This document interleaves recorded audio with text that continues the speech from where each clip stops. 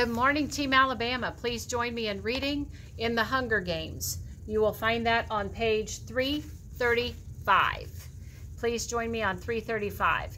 Cato has still not regained his feet, but his breathing is slowing, and I know soon he'll be recovered enough to come for us, to hurl us over the side to our deaths. I arm my bow, but the arrows end up taking out a mutt that can only be Thrush. Who else could jump so high? I feel a moment's relief because we must finally be up above the mutt line, and I am just turning back to face Cato when Peeta's jerked from my side. I'm sure the pack has got him until his blood splatters my face. Cato stands before me, almost at the lip of the horn, holding Peeta in some kind of headlock, cutting off his airway. Peeta's clawing at Cato's arms, but weakly, as if confused over whether it's more important to breathe or to try and stem the gush of blood from the gaping hole a mutt left in his calf. I aim one of my last two arrows at Cato's head, knowing that it'll have no effect on his trunk or limbs, which I can now see are clothed in a skin-tight, flesh-colored mesh, some high-grade body armor from the Capitol. Was that what was in the pack at the feast? Body armor to defend against my arrows? Well, they neglected to send a face guard.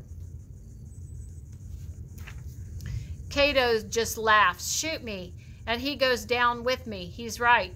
If I take him out and he falls to the mutts, Peeta is sure to die with him. We've reached a stalemate. I can't shoot Cato without killing Peeta too. He can't kill Peeta without guaranteeing an arrow in his brain. We stand like statues, both of us seeking an out. My muscles are strained so tightly they feel they might snap at any moment. My teeth clench to the breaking point. The mutts go silent, and the only thing I can hear is the blood pounding in my good ear. Peeta's lips are turning blue. If I don't do something quickly, he'll die of asphyxiation. And then I'll have lost him, and Cato will probably use his body as a weapon against me. In fact, I'm sure this is Cato's plan, because while he's stopped laughing, his lips are set in a triumphant smile. As if in the last-ditch effort, Peeta raises his fingers, dripping with blood from his legs, up to Cato's arms, instead of trying to wrestle his way free. His forefinger veers off and makes a deliberate X on the back of Cato's hand. Cato realizes what it means exactly 1 second after I do. I can tell by the way the smile drops from his lips, but it's 1 second too late, because by the time my arrow is piercing his hand, he cries out and reflexively releases Peeta, who slams back against him. For a horrible moment, I think they're both going over. I dive forward, but just catching hold of Peeta as Cato loses his footing on the blood-slick horn and plummets to the ground. We hear him hit and the air leaving his body on impact, and then the mutts attack him. Peeta and I hold on to each other, waiting for the cannon and waiting for the competition to finish, waiting to be released. But it doesn't happen. Not yet, because this is the climax of the Hunger Games and the audience expects a show.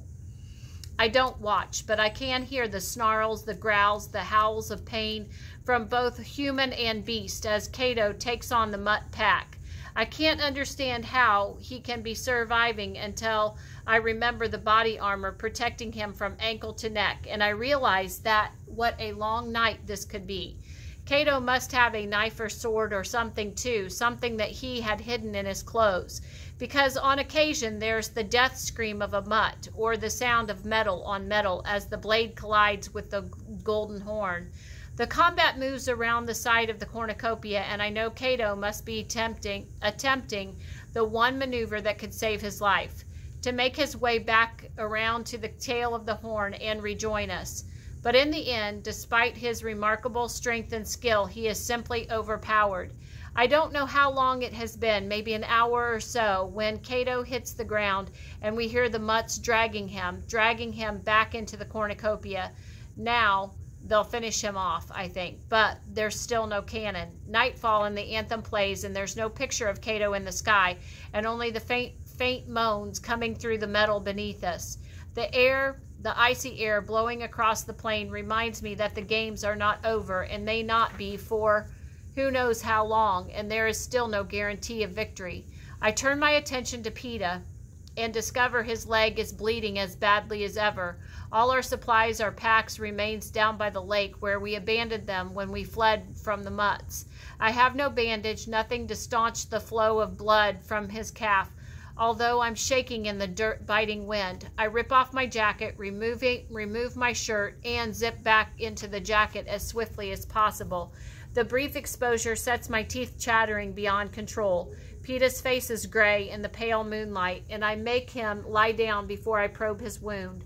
Warm, slippery blood runs over my fingers. A bandage will not be enough. I've seen my mother tie a tourniquet a handful of times and try to replicate it. I cut free a sleeve from my shirt and wrap it twice around his leg, just under his knee, and tie a half knot. I don't have a stick, so I take my remaining arrow and insert it in the knot, twisting it as tightly as I dare.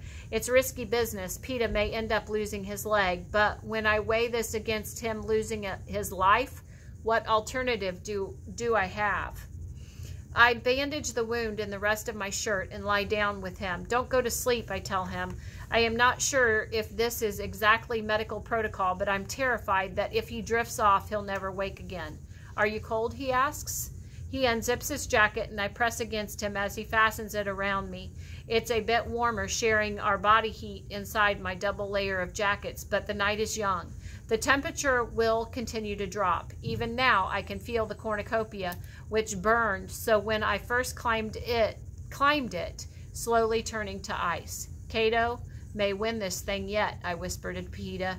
Don't you believe it, he says, pulling up my hood, but he's shaking harder than I am. Okay, we're going to stop there for today. Please go ahead and add to your facts, and we will start again tomorrow. Have a great evening, Team Alabama.